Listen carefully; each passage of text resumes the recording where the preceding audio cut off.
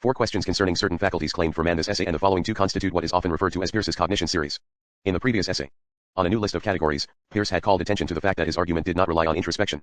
He probably had already arrived at the negative answer he gave to question 4 below, in which he denied that human beings possess the power of introspection, that is, the supposed power of immediate, or direct, unrepresented, knowledge of their thoughts. The denial of introspection opens the way to the claim, in the answer to question 5, that all thought is in signs that have no immediate content but require a subsequent thought, an interpreton, to give them meaning by interpreting them as representations. It may aid comprehension of Peirce's declaration that a human being is a sign, in the essay following this one, if his negative answer to question 2 below is studied carefully. Peirce was denying neither that human beings are real nor that there is a sense in which they may be said to be self-conscious. Rather, he was asserting that the sense of self, the individual's awareness of being distinct from the rest of the universe, is not an immediately known idea, in the Lockean sense, but is an inference, an interpretation of signs. Source, Writings of Charles S. Peirce, 2:193, 211. Originally published in Journal of Speculative Philosophy 2, 1868 103-14. Question 1. Whether by the simple contemplation of a cognition, independently of any previous knowledge and without reasoning from signs, we're enabled rightly to judge whether that cognition has been determined by a previous cognition or whether it refers immediately to its object. Throughout this paper, the term intuition will be taken as signifying a cognition not determined by a previous cognition of the same object, and therefore so determined by something out of the consciousness. Point 1. Let me request the reader to note this. Intuition here will be nearly the same as premise, not itself a conclusion, the only difference being that premises and conclusions are judgments, whereas an intuition may, as far as its definition states, be any kind of cognition whatever. But just as a conclusion, good or bad, is determined in the mind of the reasoner by its premise, so cognitions not judgments may be determined by previous cognitions, and a cognition not so determined, and therefore determined directly by the transcendental object, is to be termed an intuition. Now, it is plainly one thing to have an intuition and another to know intuitively that it is an intuition, and the question is whether these two things, distinguishable in thought, are, in fact, invariably connected, so that we can always intuitively distinguish between an intuition and a cognition determined by another. Every cognition, as something present, is, of course, an intuition of itself. But the determination of a cognition by another cognition or by a transcendental object is not, at least so far as appears obviously at first, a part of the immediate content of that cognition, although it would appear to be an element of the action or passion of the transcendental ego, which is not, perhaps, in consciousness immediately, and yet this transcendental action or passion may invariably determine a cognition of itself, so that, in fact, the determination or non-determination of the cognition by another may be a part of the cognition. In this case, I should say that we had an intuitive power of distinguishing an intuition from another cognition. There is no evidence that we have this faculty, except that we seem to feel that we have it. But the weight of that testimony depends entirely on our being supposed to have the power of distinguishing in this feeling, whether the feeling be the result of education, old associations, etc., or whether it is an intuitive cognition, or, in other words, it depends on presupposing the very matter testified to. Is this feeling infallible? And is this judgment concerning it infallible, and so on, ad infinitum? Supposing that a man really could shut himself up in such a faith, he would be, of course, impervious to the truth, evidence proof. But let us compare the theory with the historic facts. The power of intuitively distinguishing intuitions from other cognitions has not prevented men from disputing very warmly as to which cognitions are intuitive. In the Middle Ages, reason and external authority were regarded as two coordinate sources of knowledge, just as reason and the authority of intuition are now. Only the happy device of considering the enunciations of authority to be essentially indemonstrable had not yet been hit upon. All authorities were not considered as infallible, any more than all reasons, but when Berengarius said that the authoritativeness of any particular authority must rest upon reason, the proposition was scouted as opinionated, impious, and absurd. Thus, the credibility of authority was regarded by men of that time simply as an ultimate premise, as a cognition not determined by a previous cognition of the same object, or, in our terms, as an intuition. It is strange that they should have thought so, if, as the theory now under discussion supposes, by merely contemplating the credibility of the authority, as a fakir does his god, they could have seen that it was not an ultimate premise. Now, what if our internal authority should meet the same fate, in the history of opinions, as that external authority has met? Can that be said to be absolutely certain, which many sane, well-informed, and thoughtful men already doubt? Too, every lawyer knows how difficult it is for witnesses to distinguish between what they have seen and what they have inferred. This is particularly noticeable in the case of a person who is describing the performances of a spiritual medium or of a professed juggler. The difficulty is so great that the juggler himself is often astonished at the discrepancy between the actual facts and the statement of an intelligent witness who has not understood the trick. A part of the very complicated trick of the Chinese rings consists in taking two solid rings linked together, talking about them as though they were separate, taking it for granted, as it were, then pretending to put them together, and handing them immediately to the spectator that he may see that they are solid. The art of this consists in raising, at first, the strong suspicion that one is broken. I have seen McAllister do this with such success, that a person sitting close to him, with all his faculties straining to detect the illusion, would have been ready to swear that he saw the rings put together, and, perhaps, if the juggler had not professedly practiced deception, would have considered a doubt of it as a doubt of his own veracity. This certainly seems to show that it is not always very easy to distinguish between a premise and a conclusion, that we have no infallible power of doing so, and that in fact our only security in difficult cases is in some signs from which we can infer that a given fact must have been seen or must have been inferred. In trying to give an account of a dream, every accurate person must often have felt that it was a hopeless undertaking to attempt to disentangle waking interpretations and fillings out from the fragmentary images of the dream itself. The mention of dream suggests another argument. A dream, as far as its own content goes, is exactly like an actual experience. It is mistaken for one. And yet all the world believes that dreams are determined, according to the laws of the association of ideas, and by previous cognitions. If it be said that the faculty of intuitively recognizing intuitions is asleep, I reply that this is a mere supposition, without other support. Besides, even when we wake up, we do not find that the dream differed from reality, except by certain marks, darkness, and fragmentariness. Not unfrequently a dream is so vivid that the memory of it is mistaken for the memory of an actual occurrence. A child has, as far as we know, all the perceptive powers of a man. Yet question him a little as to how he knows what he does. In many cases, he will tell you that he never learned his mother tongue, he always knew it, or he knew it as soon as he came to have sense. It appears, then, that he does not possess the faculty of distinguishing, by simple contemplation, between an intuition and a cognition determined by others. There can be no doubt that before the publication of Berkeley's book on vision, it had generally been believed that the third dimension of space was immediately intuited, although, at present, nearly all admit that it is known by inference. We had been contemplating the object since the very creation of man, but this discovery was not made until we began to reason about it. Does the reader know of the blind spot on the retina? Take a number of this journal, turn over the cover so as to expose the white paper, lay it sideways upon the table before which you must sit, and put 2 cents upon it, one near the left-hand edge, and the other to the right. Put your left hand over your left eye, and with the right eye look steadily at the left-hand cent. Then, with your right hand, move the right-hand cent, which is now plainly seen, towards the left hand. When it comes to a place near the middle of the page it will disappear. You cannot see it without turning your eye. Bring it nearer to the other cent, or carry it further away, and it will reappear, but at that particular spot it cannot be seen. Thus it appears that there is a blind spot nearly in the middle of the retina, and this is confirmed by anatomy. It follows that the space we immediately see, when one eye is closed, is not, as we had imagined, a continuous oval, but is a ring, the filling up of which must be the work of the intellect. What more striking example could be desired of the impossibility of distinguishing intellectual results from intuitional data, by mere contemplation? A man can distinguish different textures of cloth by feeling, but not immediately, for he requires to move his fingers over the cloth, which shows that he is obliged to compare the sensations of one instant with those of another. The pitch of a tone depends upon the rapidity of the succession of the vibrations which reach the ear. Each of those vibrations produces an impulse upon the ear. Let a single such impulse be made upon the ear, and we know, experimentally, that it is perceived.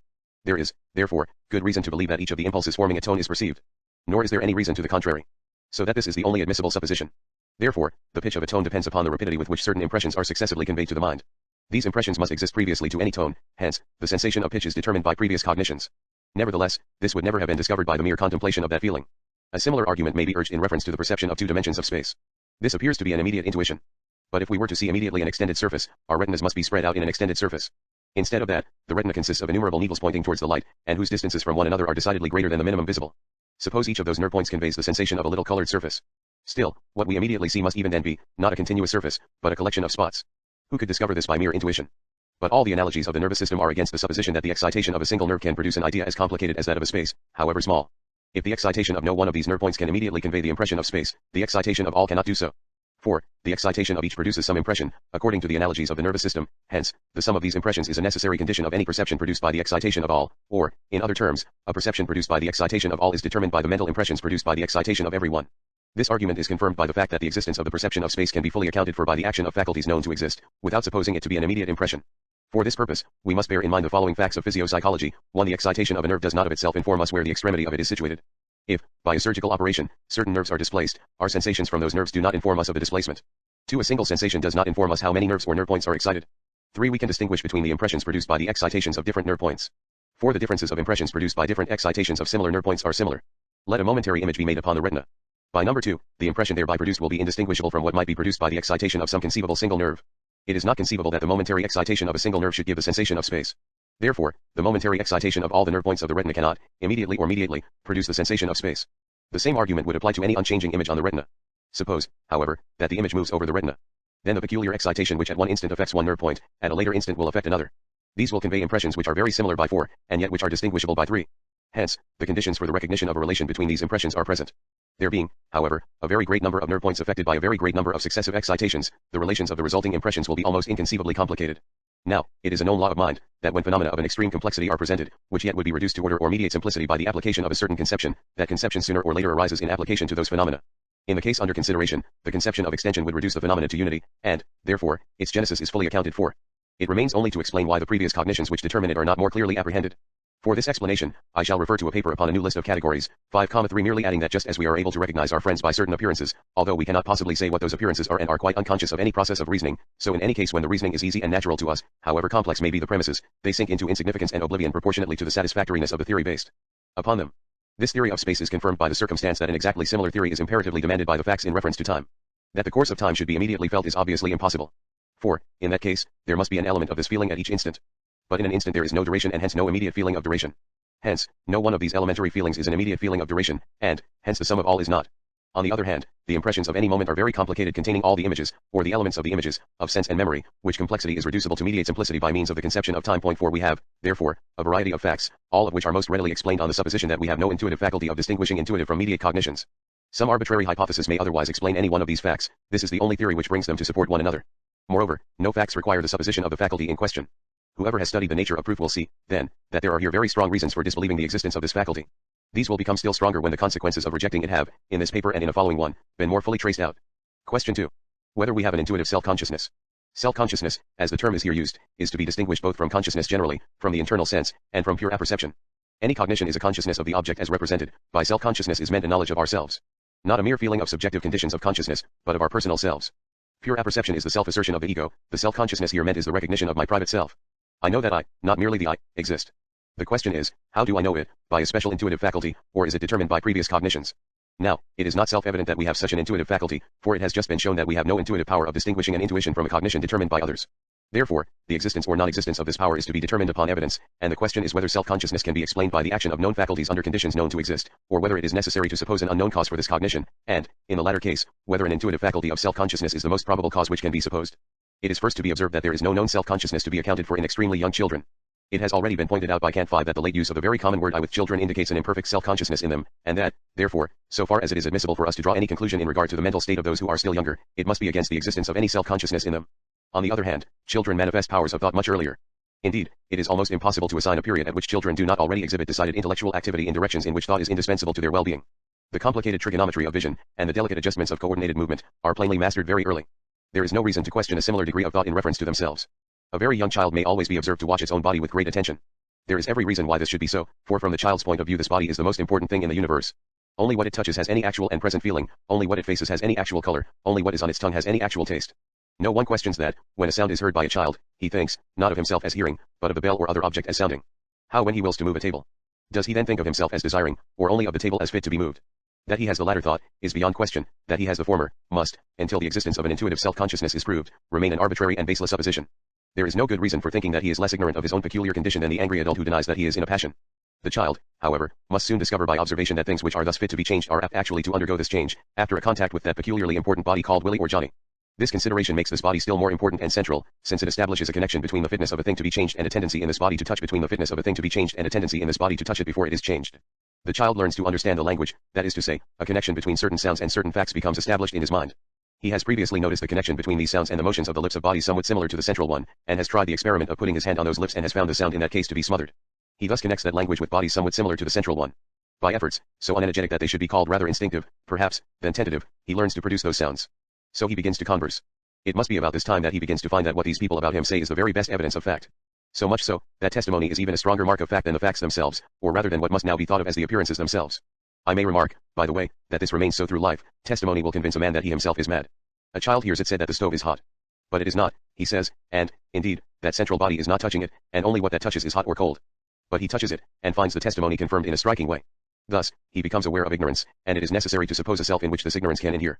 So testimony gives the first dawning of self-consciousness. But, further, although usually appearances are either only confirmed or merely supplemented by testimony, yet there is a certain remarkable class of appearances which are continually contradicted by testimony. These are those predicates which we know to be emotional, but which he distinguishes by their connection with the movements of that central person, himself, that the table wants moving, etc. These judgments are generally denied by others. Moreover, he has reason to think that others, also, have such judgments which are quite denied by all the rest. Thus, he adds to the conception of appearance as the actualization of fact, the conception of it as something private and valid only for one body. In short, error appears, and it can be explained only by supposing a self which is fallible. Ignorance and error are all that distinguish our private selves from the absolute ego of pure apperception. Now, the theory which, for the sake of perspicuity, has thus been stated in a specific form, may be summed up as follows. At the age at which we know children to be self-conscious, we know that they have been made aware of ignorance and error, and we know them to possess at that age powers of understanding sufficient to enable them to infer from ignorance and error their own existence. Thus we find that known faculties, acting under conditions known to exist, would rise to self-consciousness. The only essential defect in this account of the matter is, that while we know that children exercise as much understanding as is here supposed, we do not know that they exercise it in precisely this way. Still the supposition that they do so is infinitely more supported by facts, than the supposition of a wholly peculiar faculty of the mind. The only argument worth noticing for the existence of an intuitive self-consciousness is this. We are more certain of our own existence than of any other fact. A premise cannot determine a conclusion to be more certain than it is itself, hence, our own existence cannot have been inferred from any other fact. The first premise must be admitted, but the second premise is founded on an exploded theory of logic. A conclusion cannot be more certain than that some one of the facts which support it is true, but it may easily be more certain than any one of those facts. Let us suppose, for example, that a dozen witnesses testify to an occurrence. Then my belief in that occurrence rests on the belief that each of those men is generally to be believed upon oath. Yet the fact testified to is made more certain than that any one of those men is generally to be believed. In the same way, to the developed mind of man, his own existence is supported by every other fact, and is, therefore, incomparably more certain than any one of these facts. But it cannot be said to be more certain than that there is another fact, since there is no doubt perceptible in either case. It is to be concluded, then, that there is no necessity of supposing an intuitive self-consciousness, since self-consciousness may easily be the result of inference. Question 3. Whether we have an intuitive power of distinguishing between the subjective elements of different kinds of cognitions. Every cognition involves something represented, or that of which we are conscious, and some action or passion of the self whereby it becomes represented. The former shall be termed the objective, the latter the subjective, element of the cognition.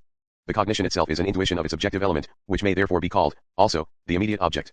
The subjective element is not necessarily immediately known, but it is possible that such an intuition of the subjective element of a cognition of its character, whether that of dreaming, imagining, conceiving, believing, etc., should accompany every cognition. The question is whether this is so.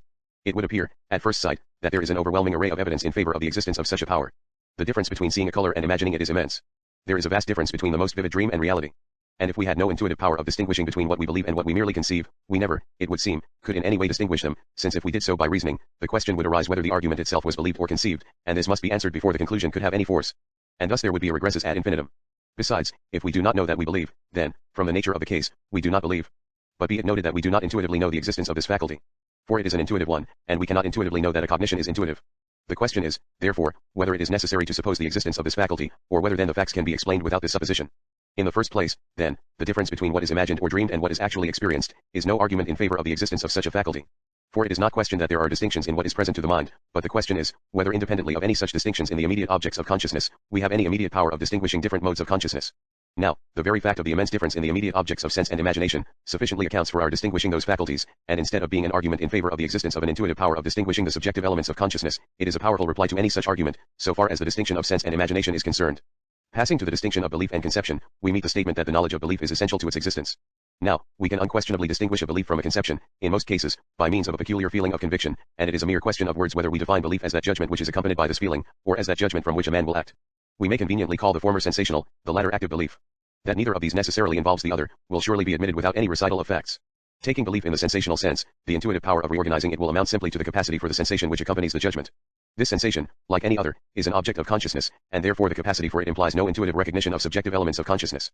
If belief is taken in the active sense, it may be discovered by the observation of external facts and by inference from the sensation of conviction which usually accompanies it. Thus, the arguments in favor of this peculiar power of consciousness disappear, and the presumption is again against such a hypothesis. Moreover, as the immediate objects of any two faculties must be admitted to be different, the facts do not render such a supposition in any degree necessary. Question 4. Whether we have any power of introspection, or whether our whole knowledge of the internal world is derived from the observation of external facts. It is not intended here to assume the reality of the external world. Only, there is a certain set of facts which are ordinarily regarded as external, while others are regarded as internal. The question is whether the latter are known otherwise than by inference from the former. By introspection, I mean a direct perception of the internal world, but not necessarily a perception of it as internal. Nor do I mean to limit the signification of the word to intuition, but would extend it to any knowledge of the internal world not derived from external observation. There is one sense in which any perception has an internal object, namely, that every sensation is partly determined by internal conditions. Thus, the sensation of redness is as it is, owing to the constitution of the mind, and in this sense it is a sensation of something internal. Hence, we may derive a knowledge of the mind from a consideration of the sensation, but that knowledge would, in fact, be an inference from redness as a predicate of something external. On the other hand, there are certain other feelings, the emotions, for example, which appear to arise in the first place, not as predicates at all, and to be referable to the mind alone. It would seem, then, that by means of these, a knowledge of the mind may be obtained, which is not inferred from any character of outward things. The question is whether this is really so. Although introspection is not necessarily intuitive, it is not self-evident that we possess this capacity, for we have no intuitive faculty of distinguishing different subjective modes of consciousness. The power, if it exists, must be known by the circumstance that the facts cannot be explained without it. In reference to the above argument from the emotions, it must be admitted that if a man is angry, his anger implies, in general, no determinate and constant character in its object.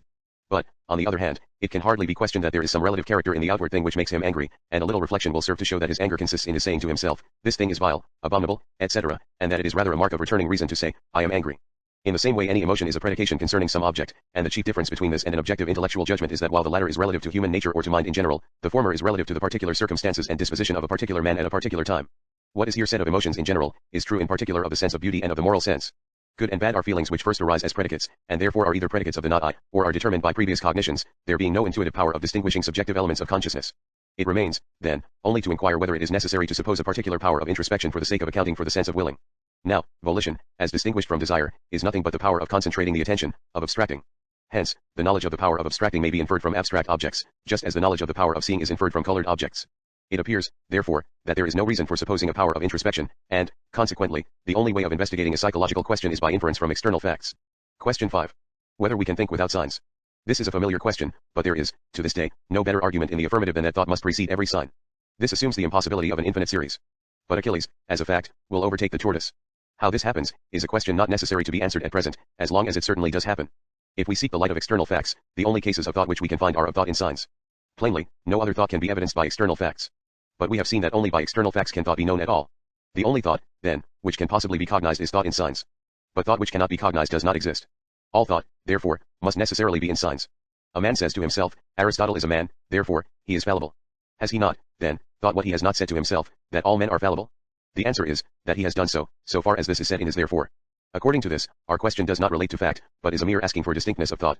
From the proposition that every thought is a sign, it follows that every thought must address itself to some other, must determine some other, since that is the essence of a sign. This, after all, is but another form of the familiar axiom, that in intuition, i.e. in the immediate present, there is no thought, or, that all which is reflected upon has passed. Him locker int est. That, since any thought, there must have been a thought, has its analog in the fact that, since any past time, there must have been an infinite series of times. To say, therefore, that thought cannot happen in an instant, but requires a time, is but another way of saying that every thought must be interpreted in another, or that all thought is in signs. Question 6. Whether a sign can have any meaning, if by its definition it is the sign of something absolutely incognizable. It would seem that it can, and that universal and hypothetical propositions are instances of it. Thus, the universal proposition, all ruminants are cloven-hoofed, speaks of a possible infinity of animals, and no matter how many ruminants may have been examined, the possibility must remain that there are others which have not been examined. In the case of a hypothetical proposition, the same thing is still more manifest, for such a proposition speaks not merely of the actual state of things, but of every possible state of things, all of which are not knowable, inasmuch as only one can so much as exist. On the other hand, all our conceptions are obtained by abstractions and combinations of cognitions first occurring in judgments of experience. Accordingly, there can be no conception of the absolutely incognizable, since nothing of that sort occurs in experience. But the meaning of a term is the conception which it conveys. Hence, a term can have no such meaning. If it be said that the incognizable is a concept compounded of the concept not incognizable, it may be replied that not is a mere syncagogmatic term and not a concept by itself. If I think white, I will not go so far as Berkeley and say that I think of a person seeing, but I will say that what I think is of the nature of a cognition, and so of anything else which can be experienced. Consequently, the highest concept which can be reached by abstractions from judgments of experience and therefore, the highest concept which can be reached at all is the concept of something of the nature of a cognition. Not, then, or what is other than, if a concept, is a concept of the cognizable. Hence, not cognizable, if a concept, is a concept of the form a, not a, and is, at least, self-contradictory. Thus, ignorance and error can only be conceived as correlative to a real knowledge and truth, which latter are of the nature of cognitions. Over against any cognition, there is an unknown but knowable reality, but over against all possible cognition, there is only the self-contradictory. In short, cognizability, in its widest sense, and being are not merely metaphysically the same, but are synonymous terms. To the argument from universal and hypothetical propositions, the reply is, that though their truth cannot be cognized with absolute certainty, it may be probably known by induction. Question 7. Whether there is any cognition not determined by a previous cognition. It would seem that there is or has been, for since we are in possession of cognitions, which are all determined by previous ones, and these by cognitions earlier still, there must have been a first in the series or else our state of cognition at any time is completely determined, according to logical laws, by our state at any previous time. But there are many facts against the last supposition, and therefore in favor of intuitive cognitions. On the other hand, since it is impossible to know intuitively that a given cognition is not determined by a previous one, the only way in which this can be known is by hypothetic inference from observed facts. But to adduce the cognition by which a given cognition has been determined is to explain the determinations of that cognition. And it is the only way of explaining them. For something entirely out of consciousness which may be supposed to determine it, can, as such, only be known and only adduced in the determinate cognition in question. So, that to suppose that a cognition is determined solely by something absolutely external, is to suppose its determinations incapable of explanation. Now, this is a hypothesis which is warranted under no circumstances, inasmuch as the only possible justification for a hypothesis is that it explains the facts, and to say that they are explained and at the same time to suppose them inexplicable is self-contradictory. If it be objected that the peculiar character of red is not determined by any previous cognition, I reply that that character is not a character of red as a cognition, for if there be a man to whom red things look as blue ones do to me and vice versa, that man's eyes teach him the same facts that they would if he were like me. Moreover, we know of no power by which an intuition could be known. For, as the cognition is beginning, and therefore in a state of change, at only the first instant would it be intuition. And, therefore, the apprehension of it must take place in no time and be an event occupying no time. 6 Besides, all the cognitive faculties we know of are relative, and consequently their products are relations. But the cognition of a relation is determined by previous cognitions. No cognition not determined by a previous cognition, then, can be known. It does not exist, then, first, because it is absolutely incognizable, and second, because a cognition only exists so far as it is known. The reply to the argument that there must be a first is as follows: in retracing our way from conclusions to premises, or from determined cognitions to those which determine them, we finally reach, in all cases, a point beyond which the consciousness in the determined cognition is more lively than in the cognition which determines it. We have a less lively consciousness in the cognition which determines our cognition of the third dimension than in the latter cognition itself, a less lively consciousness in the cognition which determines our cognition of a continuous surface, without a blind spot, than in this latter cognition itself, and a less lively consciousness of the impressions which determine the sensation of tone than of that sensation itself. Indeed, when we get near enough to the external, this is the universal rule. Now let any horizontal line represent a cognition, and let the length of the line serve to measure, so to speak, the liveliness of consciousness in that cognition. A point, having no length, will, on this principle, represent an object quite out of consciousness. Let one horizontal line below another represent a cognition which determines the cognition represented by that other and which has the same object as the latter. Let the finite distance between two such lines represent that they are two different cognitions. With this aid to thinking, let us see whether there must be a first. Suppose an inverted triangle to be gradually dipped into water. At any date or instant, the surface of the water makes a horizontal line across that triangle. This line represents a cognition. At a subsequent date, there is a sectional line so made, higher upon the triangle. This represents another cognition of the same object determined by the former, and having a livelier consciousness. The apex of the triangle represents the object external to the mind which determines both these cognitions. The state of the triangle before it reaches the water, represents a state of cognition which contains nothing which determines these subsequent cognitions. To say, then, that if there be a state of cognition by which all subsequent cognitions of a certain object are not determined, there must subsequently be some cognition of that object not determined by previous cognitions of the same object, is to say that when that triangle is dipped into the water there must be a sectional line made by the surface of the water lower than which no surface line had been made in that way. But draw the horizontal line where you will, as many horizontal lines as you please can be assigned at finite distances below it and below one another. For any such section is at some distance above the apex, otherwise it is not a line. Let this distance be a. Then there have been similar sections at the distances above the apex, and so on as far as you please. So that it is not true that there must be a first. Explicate the logical difficulties of this paradox, they are identical with those of the Achilles, in whatever way you may. I am content with the result, as long as your principles are fully applied to the particular case of cognitions determining one another. Deny motion, if it seems proper to do so, only then deny the process of determination of one cognition by another. Say that instants and lines are fictions, only say, also, that states of cognition and judgments are fictions. The point here insisted on is not this or that logical solution of the difficulty, but merely that cognition arises by a process of beginning, as any other change comes to pass. In a subsequent paper, I shall trace the consequences of these principles, in reference to the questions of reality, of individuality, and of the validity of the laws of logic. Notes 1. The word intuitus first occurs as a technical term in St. Anselm's Monologium Sancti Anselmi Contuerensis Opuscula Philosophico-Theologica Selecta, edited by Carolus Haas, Tübingen, 1863, 1189-90, 95. He wished to distinguish between our knowledge of God and our knowledge of finite things, and, in the next world, of God, also, and thinking of the saying of St. Paul, Vidimus nunc per speculum in enigmat, tunc autem facie ad faciam, for now we see in a mirror, darkly, but then face to face, 1 Cor 13:12, he called the former speculation and the latter intuition. This use of speculation did not take root, because that word already had another exact and widely different meaning. In the Middle Ages, the term intuitive cognition had two principal senses. First, as opposed to abstractive cognition, it meant the knowledge of the present as present, and this is its meaning in Anselm, but 2d, as no intuitive cognition was allowed to be determined by a previous cognition, it came to be used as the opposite of discursive cognition. See Scotus, in Sententius Scriptum in Quaetu or Libro Sententiarum, 2 volumes, Venice, 1477, Lib 2, Dist 3, Q 9, and this is nearly the sense in which I employ it. This is also nearly the sense in which Kant uses it, the former distinction being expressed by his sensuous and non-sensuous. See Werke, he Rosk. Rosenkranz Immanuel Kant Samblick Werke, edited by Karl Rosenkranz and Friedrich Wilhelm Schubert, Leipzig, Leopold Voss, 1838-42, THL2, S713, 31, 41, 100, USW. An enumeration of 6 meanings of intuition may be found in Hamilton's Read the Works of Thomas Reid, 5th ed., edited by William Hamilton, Edinburgh, McLaughlin and Stewart, 1858, p. 759. 2. The proposition of Berengarius is contained in the following quotation from his De Sacra Sina, Maximi plane cordis est, per omnia ad dialecticam conflugere, quia conflugere ad urn ad rationem est conflugere, quoque non confugit, cum secundum rationem sit factus ad imaginum dei, suum honorum relicit, nec potest renovarita die in diem ad imaginum dei. Clearly it is characteristic of a great soul to take refuge in dialectic in all circumstances, because to take refuge in it is to take refuge in reason, and whoever does not take refuge there, since it is in respect of reason that he is made in the image of God, gives up his honor, nor can he be renewed from day to day in the image of God. Peirce's source for this quotation from Berengarius was Karl Prandtl, Geschichte Logik im Abendland, 3 volumes, Leipzig, S. Herzl, 1855-67, 2:72, 75. The most striking characteristic of medieval reasoning, in general, is the perpetual resort to authority.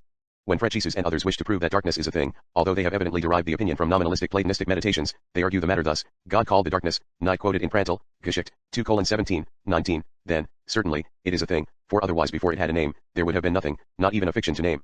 Abelard thinks it worthwhile to cite Boethius, when he says that space has 3 dimensions, and when he says that an individual cannot be in 2 places at once. Outrageous inedits d'Abelard pour servir à l'histoire de la philosophie scolastique en France, edited by Victor Cousin, Paris, Imprimerie Royale, 1836, p. 179.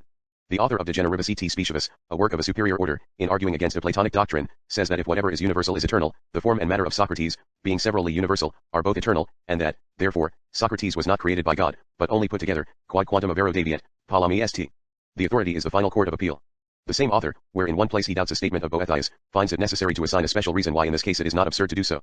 Exceptio probit regulam incissibus non acceptus outrageous inedits d'Abelard, pages 528, 517, 535. Recognized authorities were certainly sometimes disputed in the 12th century, their mutual contradictions ensured that, and the authority of philosophers was regarded as inferior to that of theologians. Still, it would be impossible to find a passage where the authority of Aristotle is directly denied upon any logical question. Sunt et multi errors eis, says John of Salisbury, qui in scripturis tam ethnicis, quam fidelibus poterunt in venire, verum in logica parum habis non legitur. Although there are many mistakes in Aristotle, as is evident from the writings of Christians and pagans alike, his equal in logic has yet to be found. Sed nihil adversus Aristotelam, but nothing against Aristotle, but rages inedits, p. 293, says Abelard, and in another place, sed si Aristotelem peripateticorum principem culpere possumus, quam amplius in hac arte recipimus. But if we can find fault with Aristotle, the prince of the peripatetics, what can we trust in this art, but rages inedits, p. 204. The idea of going without an authority, or of subordinating authority to reason, does not occur to him. 3 Proceedings of the American Academy, May 14, 1867. For the above theory of space and time does not conflict with that of Kant so much as it appears to do. They are in fact the solutions of different questions. Kant, it is true, makes space and time intuitions, or rather forms of intuition, but it is not essential to his theory that intuition should mean more than individual representation. The apprehension of space and time results, according to him, from a mental process, the synthesis der Apprehension in der Anschauung. See Kritik die reinen Vernunft. Ed 1781, pages 98 etseq. My theory is merely an account of the synthesis. The gist of Kant's transcendental aesthetic is contained in 2 principles. First, that universal and necessary propositions are not given in experience. Second, that universal and necessary facts are determined by the conditions of experience in general. By a universal proposition is meant merely one which asserts something of all of a sphere, not necessarily one which all men believe. By a necessary proposition is meant one which asserts what it does, not merely of the actual condition of things, but of every possible state of things. It is not meant that the proposition is one which we cannot help believing. Experience, in Kant's first principle, cannot be used for a product of the objective understanding, but must be taken for the first impressions of sense with consciousness conjoined and worked up by the imagination into images, together with all which is logically deducible therefrom. In this sense, it may be admitted that universal and necessary propositions are not given in experience. But, in that case, neither are any inductive conclusions which might be drawn from experience, given in it. In fact, it is the peculiar function of induction to produce universal and necessary propositions. Kant points out, indeed, that the universality and necessity of scientific inductions are but the analogues of philosophic universality and necessity, and this is true, insofar as it is never allowable to accept a scientific conclusion without a certain indefinite drawback. But this is owing to the insufficiency in the number of the instances, and whenever instances may be had in as large numbers as we please, ad infinitum, a truly universal and necessary proposition is inferable. As for Kant's second principle, that the truth of universal and necessary propositions is dependent upon the conditions of the general experience, it is no more nor less than the principle of induction. I go to a fair and draw from the grab bag 12 packages. Upon opening them, I find that every one contains a red ball. Here is a universal fact. It depends, then, on the condition of the experience. What is the condition of the experience? It is solely that the balls are the contents of packages drawn from that bag, that is, the only thing which determined the experience, was the drawing from the bag. I infer, then, according to the principle of Kant, that what is drawn from the bag will contain a red ball. This is induction. Apply induction not to any limited experience but to all human experience and you have the Kantian philosophy, so far as it is correctly developed. Kant's successors, however, have not been content with his doctrine. Nor ought they to have been. For, there is this third principle, absolutely universal propositions must be analytic. For whatever is absolutely universal is devoid of all content or determination, for all determination is by negation. The problem, therefore, is not how universal propositions can be synthetical, but how universal propositions appearing to be synthetical can be evolved by thought alone from the purely indeterminate.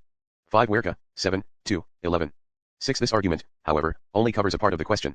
It does not go to show that there is no cognition undetermined except by another like it.